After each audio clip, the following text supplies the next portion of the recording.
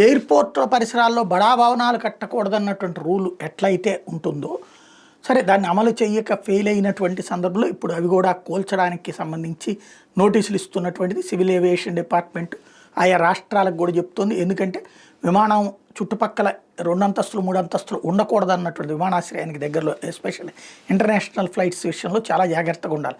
మన అహ్మదాబాద్ తర్వాత అది నడుస్తుంది. అది పక్కన పెడితే హైవేల విషయంలో కూడా ఒక కీలకమైనటువంటి అడుగు వేశారు కేంద్ర ప్రభుత్వం. నేషనల్ హైవేస్ అథారిటీ ఏం చెప్తుందంటే, హైవేకి ఆనుకుని 15 మీటర్ల దూరంలో ఎలాంటి ఇది కూడా ఉండటానికి వీల్లేదు. కన్స్ట్రక్షను బైపాసులు రింగ్ రోడ్ల దగ్గరన ఈ 15 మీటర్లు ఖచ్చితంగా పాటించమని చెప్తోంది.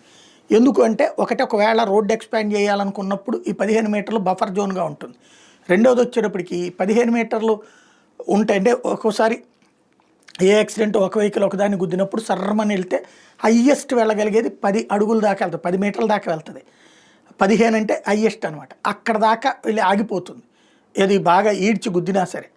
కాబట్టి అదే హైవేకి ఆనుకుని ఉందంటే గుద్దితే లోపలికి వెళ్ళిపోయిందంటే జనాలు అందరూ పోతారు కదా, అందుకని చెప్పి నిర్ణయం తీసుకున్నారు.